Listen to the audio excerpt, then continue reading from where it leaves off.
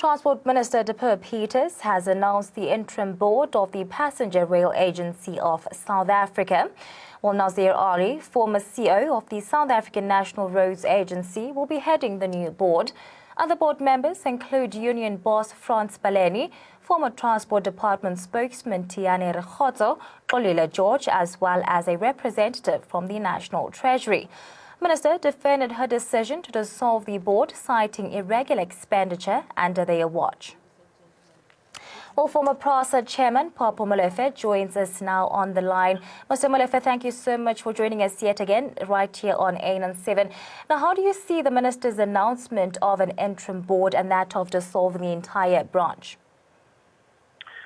I think that announcement is symptomatic of the arrogance of incumbency, because we advised the minister that she should not appoint the interim board as we have an application before the court.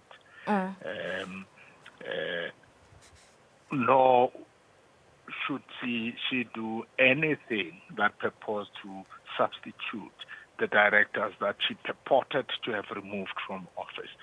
Clearly, she's saying she's going to go ahead. It doesn't matter what we think, and she doesn't even have respect for what the court might take, the view that the court might take. She's actually preempting the court from dealing with this matter. So we're continuing with our application, and clearly this matter will strengthen our case. It is a matter that she would have to explain in court. Now, this actually, as you're mentioning, comes despite your court application to have the Transport Minister Popo Peters' decision to dismiss the board of the parastatal set aside. Now, how do you plan to fight or tackle this matter now on? Are you going to carry on with the application? We're going ahead with the application, yes.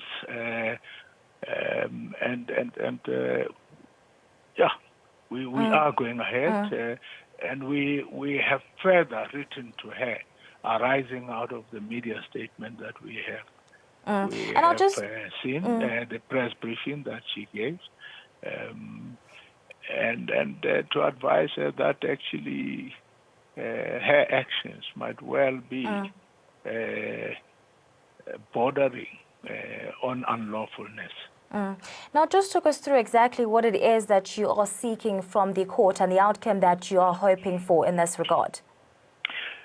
We are seeking the invalidation of the decision by the minister to remove the board. She did not follow process and procedure, and we think that she acted in violation of the law.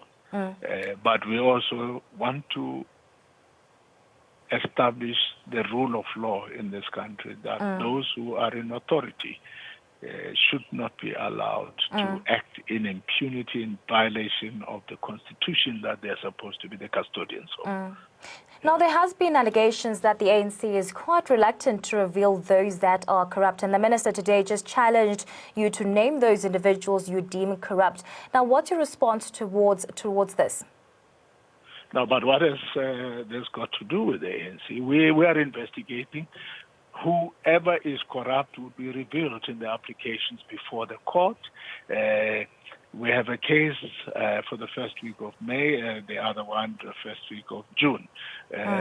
Those matters will be dealt with there.